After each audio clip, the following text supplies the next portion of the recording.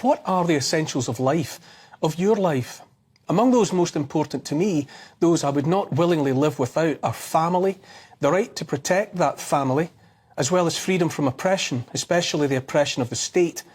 A freedom to which I used to give next to no thought at all, however, has now risen through the ranks to become for me among the most important of all. That freedom is the freedom to transact, which is to buy and sell without interference and scrutiny.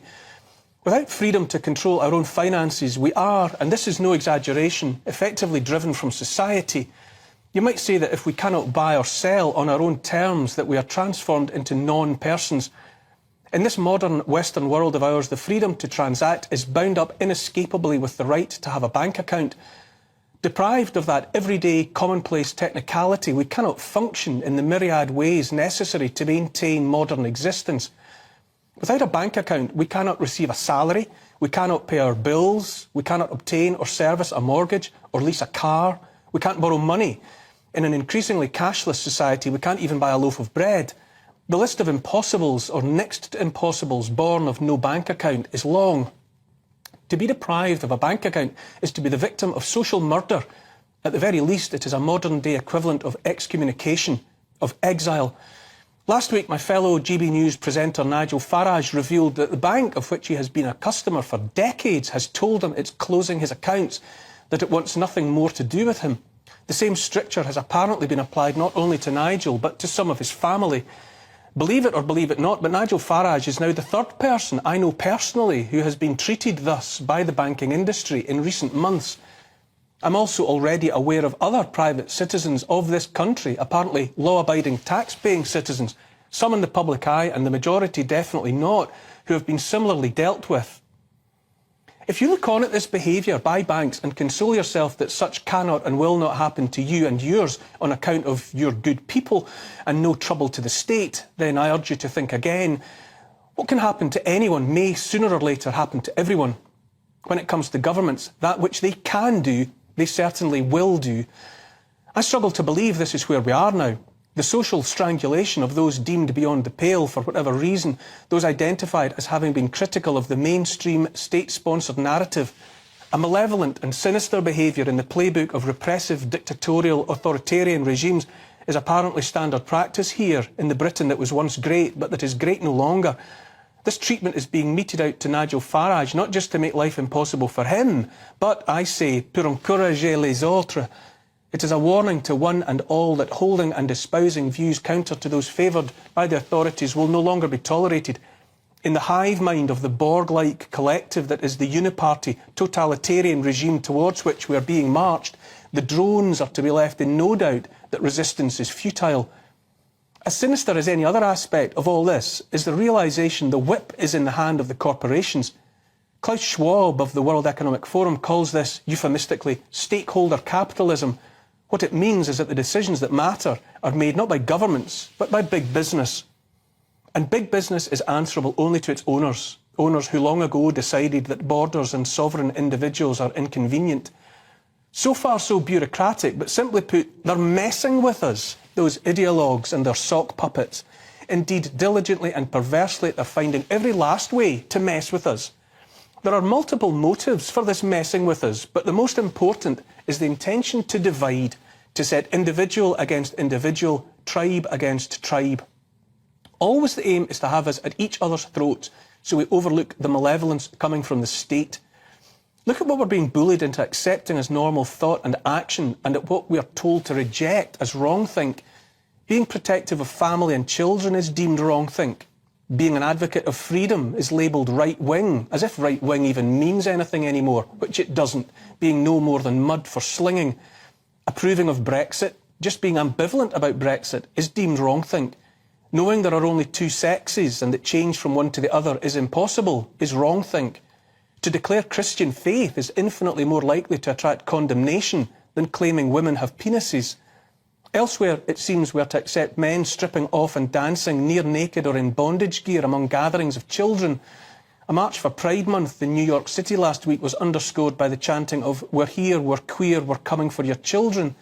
Why would any adult think that an appropriate thing to say? Once upon a time, in the movie adaptation of Chitty Chitty Bang Bang, the child catcher, complete with giant net, was only a fairy tale terror, also the stuff of nightmares. As recently as 2008, the child catcher was voted among the 50 most vile movie villains by Entertainment Weekly. In 2023, a generation of children might be invited to contemplate the child catcher for real, out there in the street and coming closer. Reclaim Party MP Andrew Bridgen sought to initiate a bill to ensure schools would inform parents if their children were identifying as the opposite sex, what they call social transitioning, perhaps embarking on the road that ends in the removal of genitals and breasts. A majority of MPs of all stripes struck Bridgen's efforts down before it could get out of the starting blocks. Labour MP Ben Bradshaw described Bridgen's intentions, which is to say letting parents know if their children are living alternative lives at school, as despicable. Despicable. That parents should be kept informed about their children's lives can be described as despicable by a sitting MP, and that his comment is loudly approved by a majority of his ilk, is where we are now in this shadowland of Britain.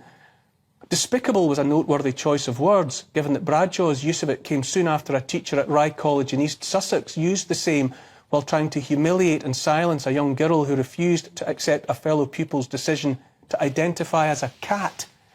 Bradshaw sought to dismiss Bridgen as a conspiracy theorist, despite the ever-growing number of young people coming forward to express bitter regret at having been coaxed and or encouraged by adults through a process that left them mutilated, sterilised and condemned to shortened, lesser lives at increased risk of persistent infections.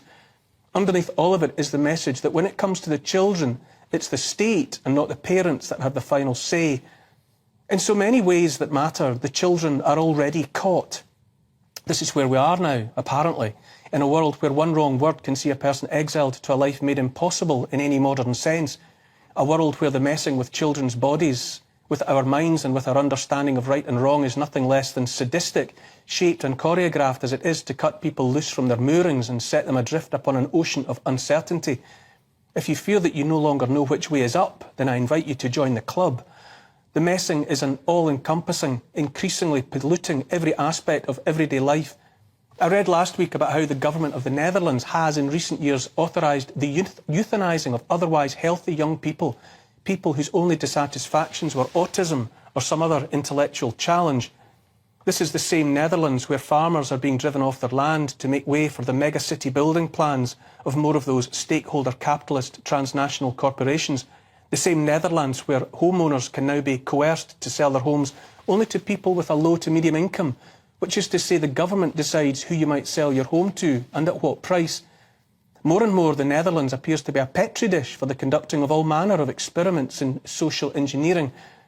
And what happens there, anywhere, might happen elsewhere and then everywhere.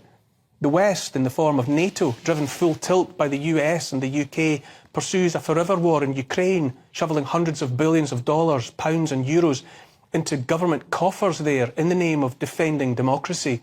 In Ukraine, democracy manifests itself now in the government's banning of opposition parties, the shutting down and criminalising of dissenting media, the jailing of a political rival and the raiding of Orthodox churches. Ukraine may not be the most corrupt country on earth, but in terms of many metrics, it's definitely in the top one. I invite you to contemplate a grim but nonetheless revealing truth that the powers that be, the state, whatever, as well as those populating the institutions, those driving the mainstream media, have absolutely no option but to keep driving their inversion of society. For a period of time hard to quantify, but let's imagine it in terms of many decades at least, a campaign of lying and plundering practised upon the many by the few has delivered those lying thieves to a point where if the many realised the extent of the wrongdoing, then the consequences would be colourful to say the least. Sharks must keep swimming forward or they drown. Everyone smiles at the happy ending of It's a Wonderful Life. All but destroyed by the villainous banker Mr. Potter, small-town good man George Bailey is saved in the end by the customers of his struggling building and loan, a community bank that has sought only to enable those customers to live decent lives. Saved also by the people of the town who love him. We smile and cry at the end of the story because we know it's rightful, the reassertion of the rightful order of things after time spent in a wrongful alternative. In the world George Bailey briefly wished for and got, a world in which he had never been born, all was wrong, upside down and inside out. His own children didn't exist because he had never existed. We're being presented with that inverted, darkened world now, tricked into thinking it has to be real. If it seems like a nightmare, then all we have to do is wake up. If we don't, then Zuzu's petals are gone forever.